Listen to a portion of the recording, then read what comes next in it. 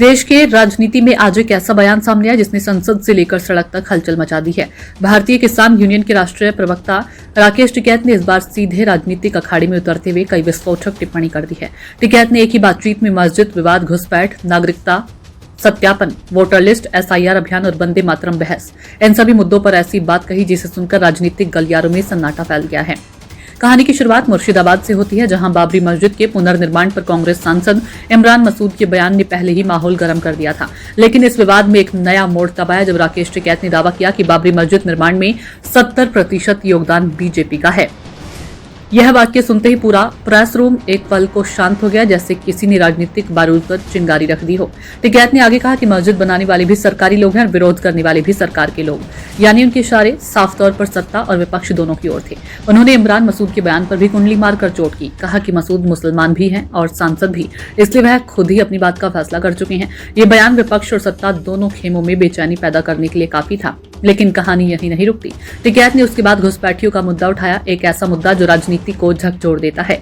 उन्होंने साफ कहा कि घुसपैठिया किसी भी देश को हो रहना नहीं चाहिए, पहचान कर और बाहर निकाले। यानी टिकैत इस बार सिर्फ किसान मुद्दों तक सीमित नहीं रहे, वह सीधे राष्ट्रीय सुरक्षा और नागरिकता की बहस के बीच प्रवेश कर चुके हैं। उन्होंने फर्जी दस्तावेजों और नकली वोटर्स पर ऐसा कटाक्ष किया जिससे मतदाता पहचान अभियान नए विवाद में घिर गया है। उनका कहना था कि नागरिकता स्पष्ट होनी चाहिए, भारतीय है तो विदेश में रहें फिर भी वोटर हो सकता है, लेकिन फर्जी कागज वालों पर कार्रवाई जरूरी है। इसके बाद उन्होंने एसआईआर अभियान का समर्थन भी किया। उन्होंने जनता को चेतावनी दी कि दस्तावेज सही रखो, नहीं तो बाद में शिकायत मत करना। जिसने 2 जगह वोट बना रखी हो वह हेरा फेरी में लगा है। हमारे घरों में भी 2 जगह वोट था, हमने एक करवा दिया। लेकिन सबसे बड़ा सस्पेंस पैदा हुआ है वंदे मातरम विवाद पर टिकैत के रुख से। जहां एक और इस मुद्दे पर राजनीति गर्म हो रही थी, तो वहीं टिकैत ने अचानक माहौल बदलते हुए कहा कि वंदे मातरम किसी पार्टी का नहीं, देश का मुद्दा है, इसमें राजनीति क्यों। उनका यह बयान कई नेताओं पर सीधी चोट के रूप में देखा जा रहा है, क्योंकि हाल के दिनों में वंदे मातरम बहस ने संसद और सड़क दोनों पर बवाल मचाया हुआ है। आज के टिकैत पहले जैसे नहीं थे। उनके शब्दों का चुनाव, बयान का तीखापन और मुद्दों का चुनाव सब कुछ इशारा कर रहा था कि किसान नेता अब सिर्फ खेत खलिहान की राजनीति तक सीमित नहीं रहने वाले। उनके बयान ने कई दलों में हलचल मचा दी है। कुछ हिस्से नए राजनीतिक समीकरणों की आहट मान रही हैं, तो कुछ हिस्से सरकार और विपक्ष दोनों पर समान प्रहार के रूप में देख रहे हैं।